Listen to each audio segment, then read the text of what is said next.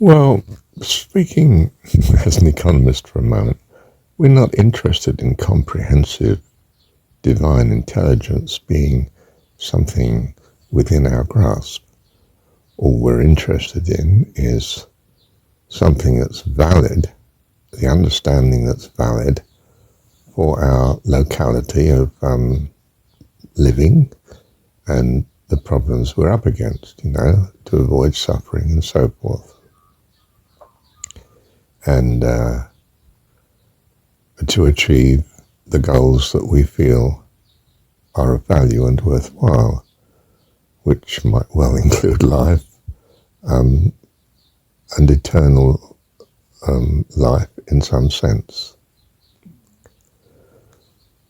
What we're probably saying then is we want to know what is true in this regard of these things that concern us.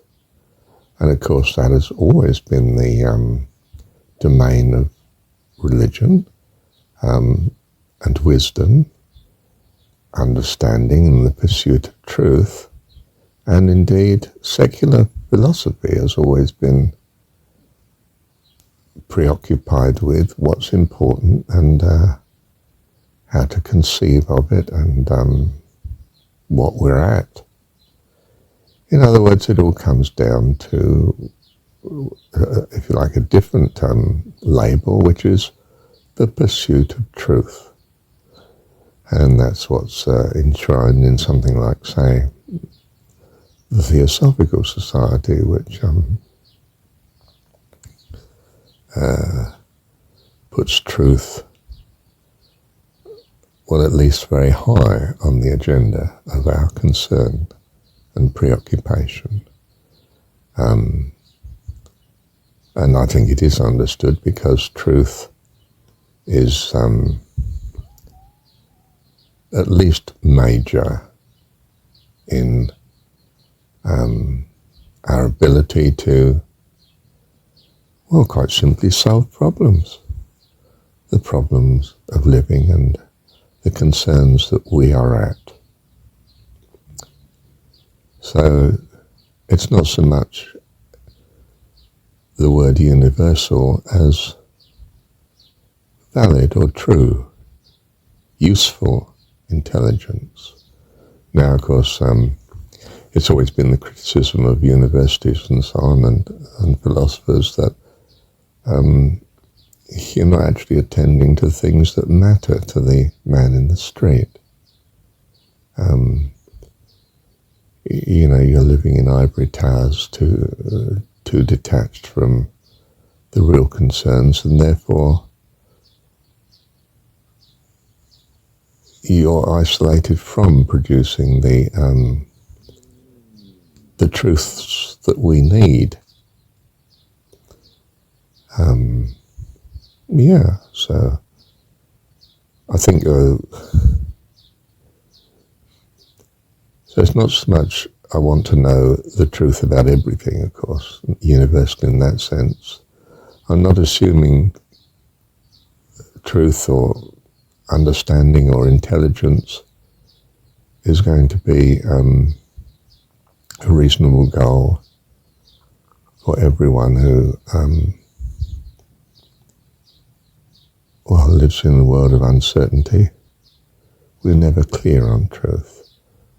We have defined what is true to be that which is the best explanation to date. If we say divine intelligence or divine understanding or divine truth, I don't know. I think truth is truth, isn't it? Whether you see it as of God or not of God, it's valid in its own right. Because, well, our understanding is it's the understanding that works. I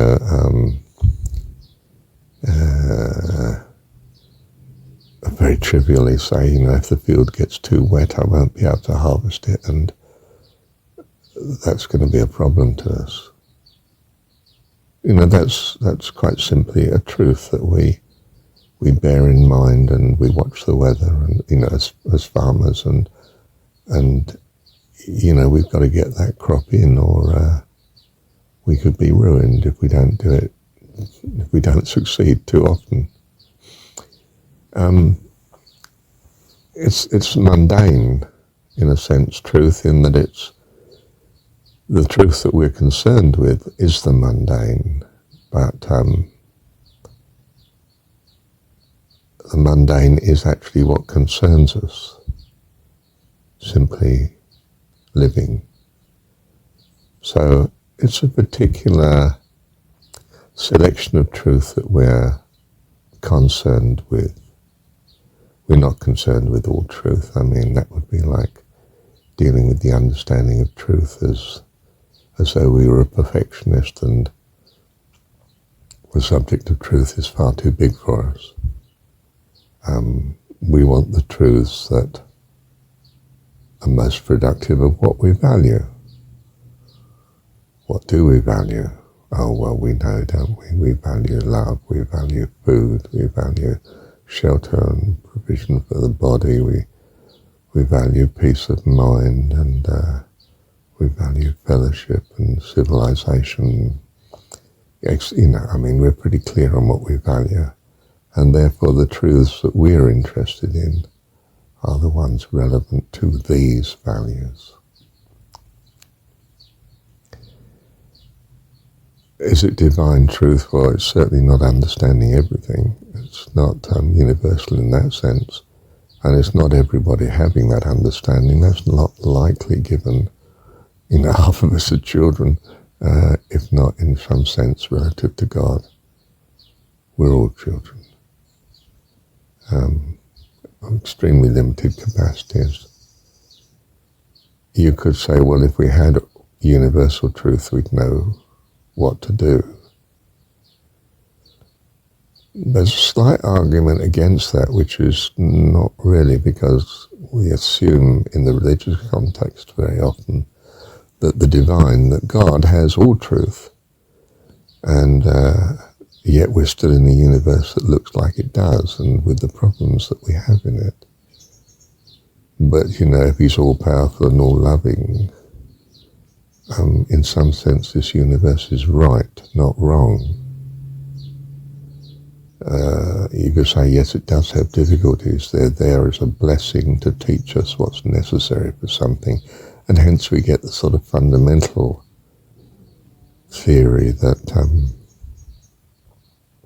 this universe looks more like a classroom that has a purpose beyond it. Do we have the full truth of knowing this for sure? No. Oh, bless him, Lord.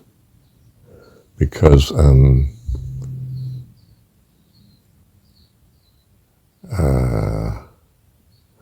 there may be a good reason. That's what we come up with. There's a good reason for God tolerating what looks to be evil and so on. And in some sense, the things that are apparently wrong are a blessing in some way. And we justify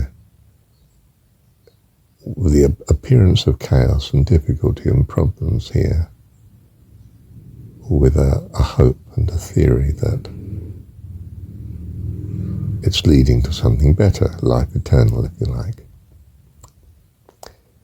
And divine truthers certainly know about such things. We're aware that we don't have it here. It's the nature of this universe. But I think we're somewhere there.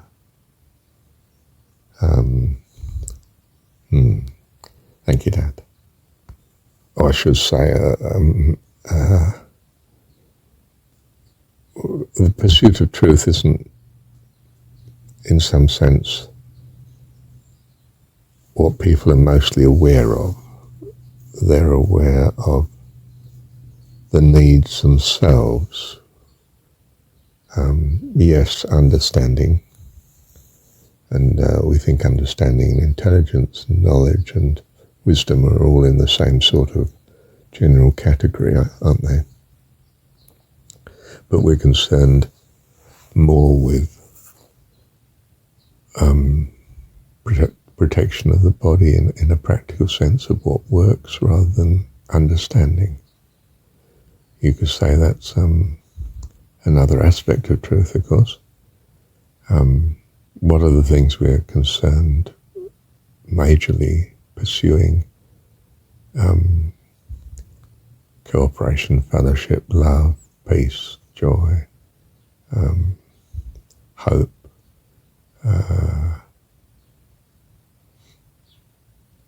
yes, we're concerned with the truths relating to such.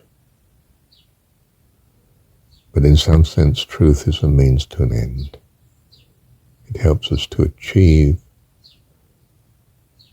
that which is of value in itself.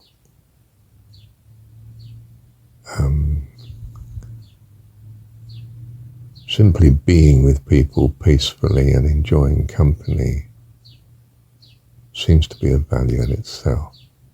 Life is, even creativity is, I actually value creating even though it might not come to anything. There's all sorts of truths I need to help in all these aspects of living. But I can get by if the living includes much of such. Living is in some sense extremely practical. It's not purist. It's not in itself absolute.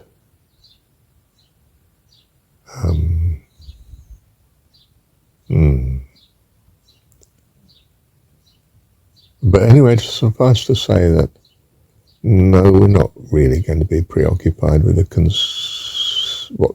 valid conception of universal or even divine truth. We're going to be concerned with the truths that affect our welfare. We don't have the resources and time to be too much occupied with the rest of philosophy, if you like, which is the attempt at gaining truth in almost all directions. You could say that the preoccupation with theory and understanding and truth is a luxury of any civilization, and usually carried out by those that devote their life to it, which society doesn't. It helps support, whether through its religions or through its secular government, knowledge and understanding, but it has a specific area of interest always. In the case of religion, it's in relation to God. In the case of secular establishments like universities that are secular, those that are, their interest might be in justifying the culture or understanding the culture that they live in, or some aspect of it. But we don't put all our resources into that. It's not our prime concern. Whereas more generally, welfare is, whether our own narrowly from an narrow egocentric point of view, or whether from a cultural, communal point of view.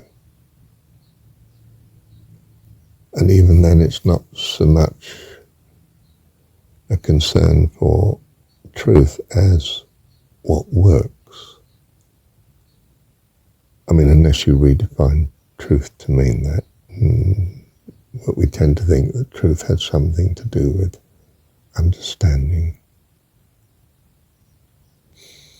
In that regard, of course, the pursuit of truth is not just the preoccupation of religions, but all of us. It's just that the truths that we're seeking are very particular to who we are and what our history has been. Very particular as regards what area of truths we're occupied with. Thank you, Dad. The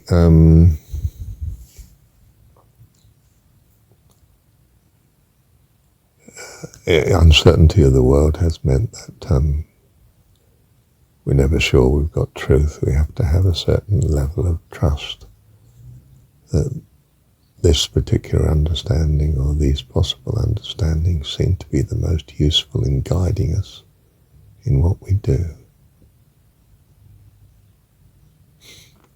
And truth comes with a price tag, so we're particular about what truths we're hoping to move towards, and we occupy ourselves accordingly. In the case of our concern for life after death and so on, it's been very much the preoccupation of religion, which it's not that we prove anything or know anything for certain in this world. We recognize in religion that we fall back on trust, faith, belief, and then we seek out what are the safest grounds on which to pursue this in relation to satisfying our wants as we see it and analysing our wants as we see it. And that's the domain of truth that interests us, particularly in both religion and secular philosophy. It seems to be common to both. Thank you, Dad.